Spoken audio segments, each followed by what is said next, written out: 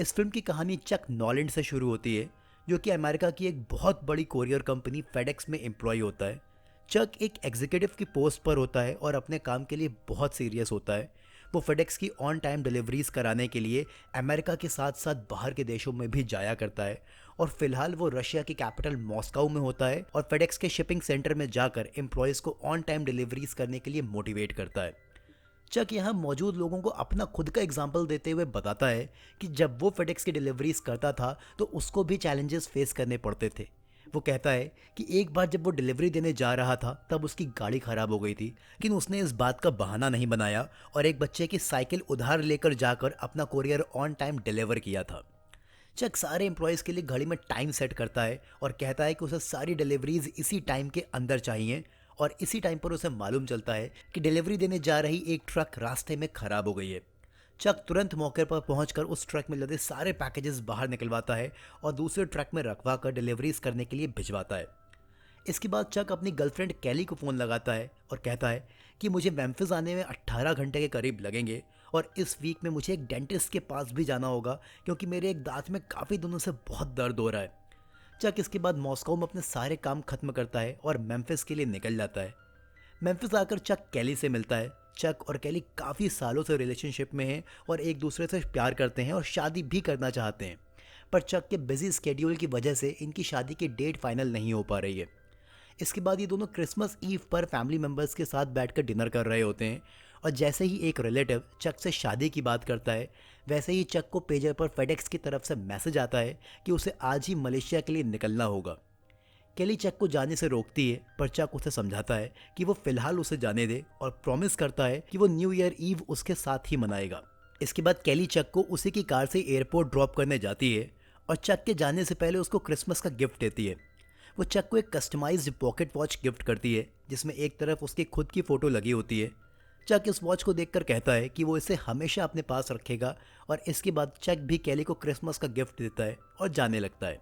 लेकिन वो कुछ सेकंड्स में पलट कर आता है और कैली को एक और छोटा सा बॉक्स गिफ्ट करता है। इस बॉक्स में एंगेजमेंट रिंग होती है। कैली इसे ओपन करना चाहती है, लेकिन चक कहता है कि ये मेरी तरफ से तुम्हारे लिए न्यू ईयर गिफ्ट है और इसे तुम मेरे साथ न्यू ईयर ईव पर ही खोलना। और ये कहकर वो मलेशिया के लिए निकल जाता है। चक फेडेक्स कंपनी के प्राइवेट प्लेन से मलेशिया के लिए निकलता है, जिसमें चक के अलावा पायलट को मिलाकर सिर्फ 6 लोग होते हैं और बाकी पूरा प्लेन कोरियर से भरा होता है। लेकिन शायद चक की किस्मत यहाँ पर अब बिल्कुल बदलने वाली है, क्योंकि जब ये प्लेन पैसिफिक ओशन के ऊपर से जा रहा होता है और 35,000 फीट की ऊंचाई पर होता है, तभी एक भयानक तूफान आता है। प्लेन के क्रू मेंबर्स से सिचुएशन कंट्रोल होती नहीं दिखती है, तो वो चक को एक लाइफ राफ्ट देते हैं और प्लेन को वहाँ से बचाकर उड़ाने की पूरी कोशिश करते हैं। पर अनफॉर्चुनेटली ये तूफान बहुत तेज़ था, जिसकी वजह से इनका प्लेन क्रैश हो जाता है। चक जैसे तैसे लाइफ राफ्ट का यूज़ करके अपनी जान बचाता है और उसकी आंखों के सामने ही उसका प्लेन बुरी तरह जलकर वही समुद्र पर खाक हो जाता है। चक की जान तो बच गई थी, पर उसके लिए भी इस तूफान को झेलना आसान नहीं था। पर वो जैसे तैसे अपनी लाइफ राफ्ट को पकड़ कर रखता है और भयानक तूफान को झेलते झेलते बेहोश हो जाता है। अब इसके अगले दिन जब चक की आंख खुलती है तो वो अपने आप को एक सुनसान आइलैंड पर देखता है और उसे कुछ भी समझ नहीं आ रहा होता है कि वो तूफान से बचते बचते यहाँ कैसे पहुँच गया। चक सबसे पहले अपना पेजर चेक करता है, लेकिन वो पानी में भीगने से खराब हो चुका था। और उसके बाद वो कैली की दी हुई वॉच देखता है, लेकिन वो भी खराब हो चुकी थी। चक इसके बाद देखता है कि उसके साथ साथ कुछ फेडेक्स के पैकेजेस भी बहकर आइलैंड के किनारे आ चुके थे, तो वो उन्हें बटोर कर लाइफ राफ्ट के साथ किनारे कर देता है। चक इसके बाद आइलैंड पर इधर उधर घूमता और खूब जोर जोर से चिल्लाता है कि शायद यहाँ कोई उसकी आवाज़ सुन ले और उसे मदद मिल जाए, पर ऐसा कुछ भी नहीं होता है और चक को समझ आ जाता है कि वो इस आइलैंड पर अकेला फंस गया है। चक अब अपनी हेल्प के लिए आइलैंड के किनारे पड़ी रेत पर अपने पैरों से काफ़ी बड़े लेटर्स से हेल्प लिखता है, ताकि कोई रेस्क्यू टीम जो सर्वाइवर्स को ढूंढने निकली हो वो इसे देख ले और आकर उसकी मदद करे। लेकिन चक की ये कोशिश बेकार जाती है और अगली सुबह वो देखता है कि रेत पर लिखा हुआ हेल्प पानी की लहरों से मिट गया था। चक अब काफ़ी बड़ी लकड़ियाँ इकट्ठी करता है और उन्हें जोड़कर दोबारा से रेत पर हेल्प लिखता है, लेकिन चक को इसका भी कोई फ़ायदा नहीं मिलता है और चक का ये दिन भी ऐसे ही निकल जाता है। इसके अगले दिन चक को हर थोड़ी देर में पीछे से कुछ गिरने की आवाज़ आ रही होती है और जब वो आइलैंड पर इधर उधर घूमकर देखता है तो उसे एक बड़ा सा नारियल का पेड़ दिखाई देता है, जिसमें से हर थोड़ी देर में नारियल टूट कर नीचे गिर रहे होते हैं। चक को ये देखकर थोड़ी राहत मिलती है, क्योंकि उसे अभी तक इस आइलैंड पर कुछ भी खाने को नहीं मिला था। तो वो पत्थरों से नारियल फाड़ने लगता है, पर ये नारियल अभी भी उससे फट नहीं रहे होते हैं। तो चक लास्ट में एक नुकीले पत्थर से नारियल को फाड़ने में कामयाब हो जाता है और नारियल खाकर अपनी भूख मिटाता है। अब चक को यहाँ फंसे हुए 2 से 3 दिन हो गए थे, तो वो इस आइलैंड को थोड़ा एक्सप्लोर करता है। उसके पास चलने के लिए पैरों में जूते नहीं थे, क्योंकि वो तूफान में पैरों से निकल गए थे। तो वो नंगे पैर ही चलने लगता है, लेकिन पत्थरों पर पैदल चलते चलते उसके पैरों में चोट आ गई थी। तो वो उस नुकीले पत्थर से अपनी पैंट को आधा फाड़कर अपने दोनों पैरों में लपेट लेता है। चक को थोड़ी देर में यहाँ एक पहाड़ की चोटी दिखाई देती है। तो वो उस चोटी पर जाकर यहाँ आइलैंड के आसपास की हर चीज़ को देखता है, और तभी उसे समुद्र के किनारे एक डेड बॉडी पड़ी दिखाई देती है। चक तुरंत पहाड़ी से नीचे उतरकर किनारे पर जाता है और देखता है कि यह डेड बॉडी और किसी की नहीं, बल्कि उसके प्लेन की पायलट की होती है, जो बहकर किनारे पर आ गई है। चक इस बात से काफ़ी दुखी होता है और इसके बाद वो पायलट की डेड बॉडी को दफना देता है, लेकिन दफनाने से पहले वो पायलट के जूते और टॉर्च निकालकर अपने पास रख लेता है। इसके बाद चक की ज़िंदगी इस आइलैंड पर ऐसे ही चलती रहती है, और उसे अब आइलैंड पर रहते हुए काफ़ी टाइम भी हो गया था। तो वो यहाँ रहने के तरीके भी सीख गया था। जैसे वो पानी पीने के लिए पत्थरों से गिरी ओस की बूंदों को नारियल में भरता था, और कुछ दिनों के बाद रात में उसे काफ़ी दूर पर एक शिप जाती हुई दिखाई देती है। चक टॉर्च ऑन करके खूब ज़ोर ज़ोर से हेल्प हेल्प चिल्लाता है, पर किसी की भी उस पर नज़र नहीं पड़ती है और वो शिप वहाँ से निकल जाती है। यह देखकर चक को समझ आ गया था कि वो ऐसे किनारे पर आ गया है जहाँ कोई भी उसके होने की उम्मीद नहीं कर रहा है और उसे बचाने कोई नहीं आने वाला है। तो इसकी अगली सुबह वो लाइफ राफ्ट में बैठकर आइलैंड से निकलने की कोशिश करता है, पर चक की ये कोशिश कामयाब नहीं होती है, क्योंकि लहरों का बहाव बहुत तेज़ था और लहरों ने उसकी लाइफ राफ्ट को पीछे की तरफ धकेल दिया था, जिससे चक की लाइफ राफ्ट में तो छेद होता ही है, पर साथ ही साथ उसके पैर में बुरी तरह चोट लग जाती है और चक दोबारा आइलैंड पर वापस आ जाता है। चक अपनी शर्ट फाड़कर अपने पैर की चोट पर लपेट लेता है, और कुछ टाइम बाद वो एक एक करके फेडेक्स के वो सारे पैकेजेस खोलता है जो बहकर किनारे पर आ गए थे।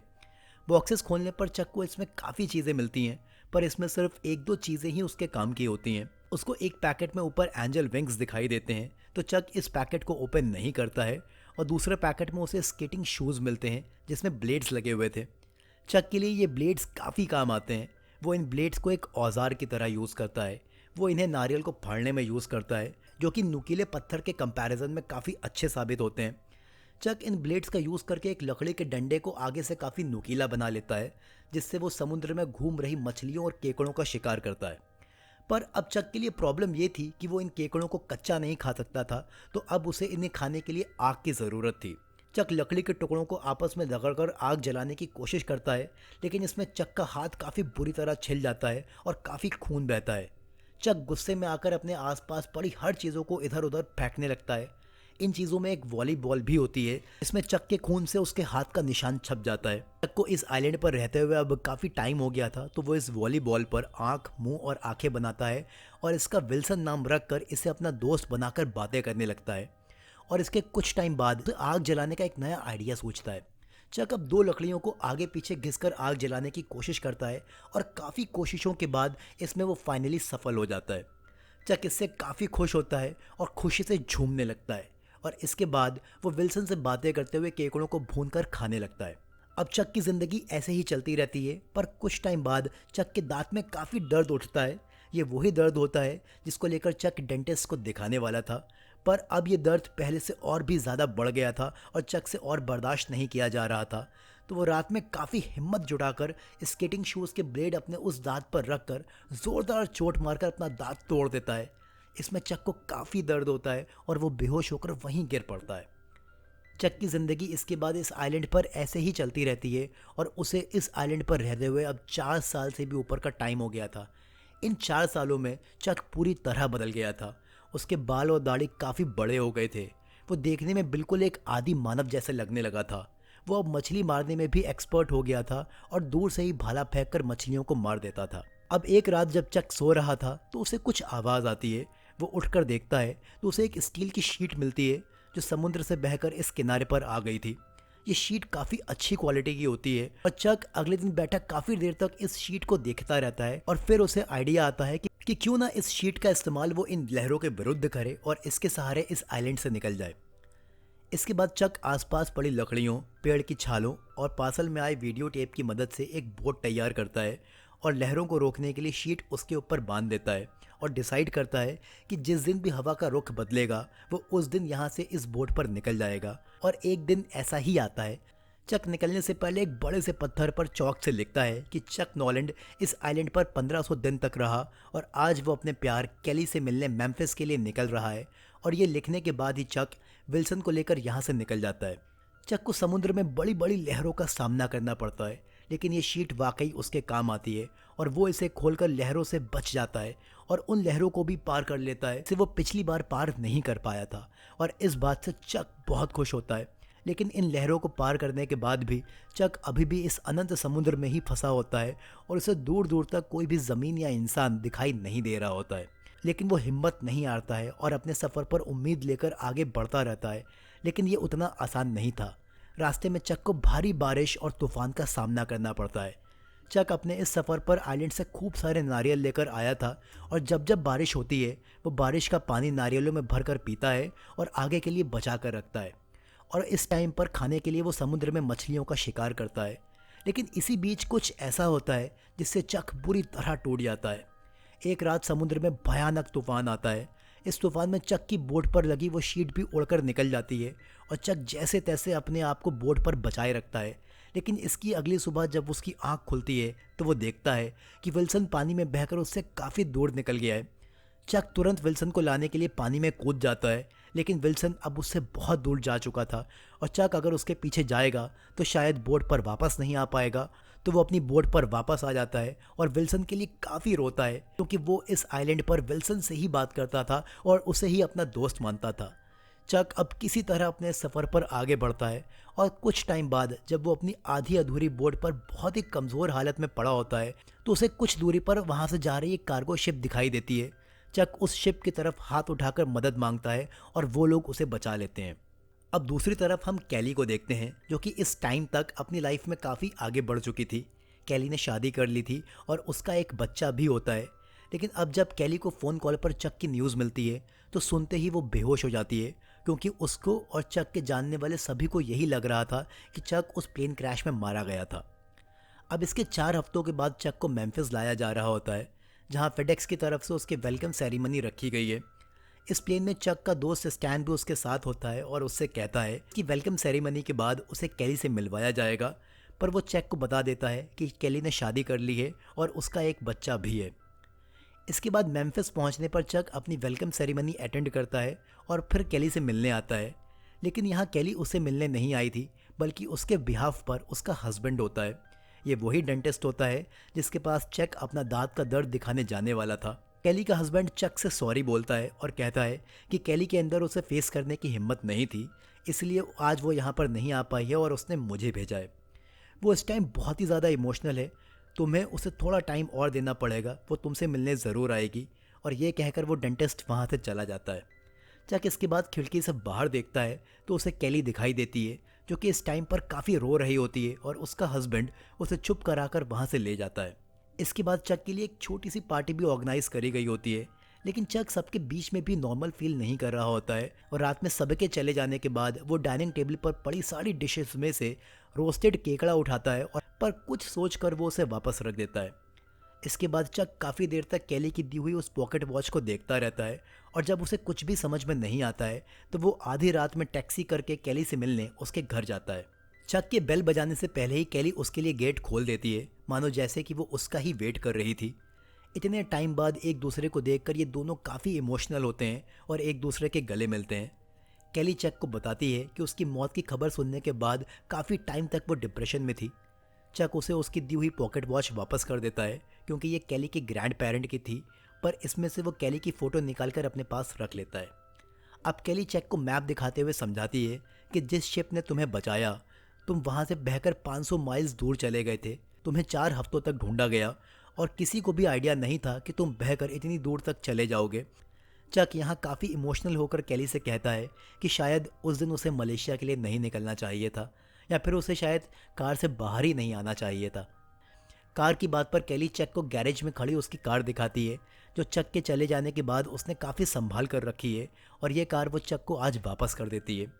ये कार चक और कैली दोनों के लिए ही काफ़ी खास थी, क्योंकि इससे इन दोनों की काफ़ी यादें जुड़ी होती हैं। और अब इन दोनों के लिए एक ऐसा मोमेंट आता है जब ये डिसाइड नहीं कर पा रहे होते हैं कि आगे क्या करना है, क्योंकि इन दोनों की ही लाइफ एक दूसरे से काफ़ी अलग हो गई है और कैली को दोबारा चक के साथ आने के लिए अपने पार्टनर को छोड़ना पड़ेगा, जो चक और कैली शायद दोनों ही नहीं चाहते हैं। ये दोनों अलग होने से पहले एक दूसरे को किस करते हैं और फिर चक कार लेकर निकल जाता है। कैली चक का नाम पुकारते हुए उसकी कार के पीछे भागती है और चक भी गाड़ी लेकर वापस आता है और अब ये दोनों एक दूसरे को किस करते हुए एक दूसरे से लिपट जाते हैं। कैली कहती है कि मुझे हमेशा से लगा था कि तुम मेरे पास हो और अभी भी जिंदा हो। मैंने तुम्हारा काफ़ी टाइम तक वेट किया, पर सबने मुझसे कहा कि मुझे तुम्हें भूलना होगा और तभी मैंने मूव ऑन किया। पर मैं आज भी तुमसे काफ़ी प्यार करती हूँ और तुम्हें कभी भी भुला नहीं सकती। चक कहता है कि वो भी उससे काफ़ी प्यार करता है। चक और कैली इसके बाद कुछ देर तक कार के अंदर बैठकर सोचते रहते हैं और फिर चक कैली को घर वापस जाने के लिए कहता है और इसके बाद वो कैली को उसके घर छोड़कर वहाँ से निकल जाता है। इसके बाद चक स्टैन के घर जाता है और उसे बताता है कि आज वो कैली से मिलने गया था। वो कहता है कि मैंने उस आइलैंड पर 4 साल काटे जहाँ से मेरा वापस आ पाना नामुमकिन था, पर मैंने इन 4 सालों में हर दिन कैली को याद किया और फिर एक दिन किस्मत ने मेरा साथ दिया और मैं उस आइलैंड से बाहर निकल आया। पर ये सब करके भी आज कैली मेरे साथ नहीं है। ये कहते हुए चक काफ़ी इमोशनल हो जाता है और कहता है कि लाइफ का कोई भरोसा नहीं है कि यह आपके साथ कब और क्या करेगी। इसके अगले दिन चक एंजल विंग्स वाला पार्सल डिलीवर करने के लिए टेक्सास जाता है। ये एक लौता पार्सल था जिसको चक ने उस आइलैंड पर ओपन नहीं किया था और इस पर बने विंग्स को देखकर वो हर बार मोटिवेट होता था। लेकिन चक जब इस पार्सल को डिलीवर करने घर पर जाता है तो उस घर पर कोई भी नहीं होता है। चक इस पार्सल को घर के दरवाजे पर छोड़ देता है और उस पर एक नोट लिखता है, this package saved my life, thank you Chuck Noland, और वहाँ से चला जाता है। इसके बाद चक एक चौराहे पर खड़ा होकर मैप देख रहा होता है और आगे जाने के लिए कंफ्यूज होता है कि वो कौन से रास्ते पर आगे बढ़े। और तभी वहाँ पर एक लड़की आती है और उससे पूछती है कि क्या तुम कहीं खो गए हो। चक कहता है कि फ़िलहाल अभी नहीं। इस पर वो लड़की गाड़ी से उतरकर चक को चारों रास्तों के बारे में बताती है कि कौन सा रास्ता कहाँ जाता है और एक फ्रेंडली स्माइल देती हुई वहाँ से निकल जाती है। चक नोटिस करता है कि इस लड़की की गाड़ी के पीछे वही एंजल विंग्स बने हुए हैं जो उस पार्सल पर बने हुए थे और ये लड़की भी उधर ही जा रही है जहाँ से चक अभी अभी लौट कर आया है। इस लड़की का घर हमें मूवी के स्टार्टिंग में भी दिखाया गया था और तब इसके घर के बाहर डिक और बैटिना लिखा हुआ था और उसी टाइम पर इसका हस्बैंड रशिया में इसको एक लड़की के साथ चीट कर रहा होता है। और अभी जब चक पार्सल डिलीवर करने गया था तो वहाँ सिर्फ बैटिना लिखा था, यानी कि इसका अपने पति से रिश्ता खत्म हो गया है। चक उस लड़की के जाने के बाद काफ़ी देर तक वहीं चौराहे पर खड़ा सोचता रहता है कि वो किस रास्ते पर आगे बढ़े और फिर वो स्माइल करता हुआ उसी रास्ते पर आगे बढ़ता है जिधर वो एंजल विंग्स वाली लड़की गई होती है, यानी कि शायद चक को अब उसकी अगली मंजिल मिल गई है। और इसी उम्मीद वाले सीन के साथ इस फिल्म की कहानी भी यहीं पर ख़त्म हो जाती है। दोस्तों, आइए बात करते हैं इस फिल्म के कंक्लूजन की। तो वो ये है कि इंसान की ज़िंदगी कभी भी और किसी भी वक्त कुछ भी रंग दिखा सकती है और इस पर शायद इंसान को 2 पल सोचने का मौका भी नहीं मिलता है। पर इंसान को हमेशा उम्मीद का दामन थाम कर रखना चाहिए और अपने हालातों के हिसाब से अपनी ज़िंदगी में अपना बेस्ट करके दिखाना चाहिए और फिर जो कुछ होना है वो तो होकर रहेगा ही। वीडियो पसंद आया हो तो आप वीडियो को लाइक करिए, चैनल को सब्सक्राइब करिए। फिर मिलता हूँ आपसे एक ज़बरदस्त कहानी के साथ। तब तक आप लोग अपना ख्याल रखिए। Good bye, take care.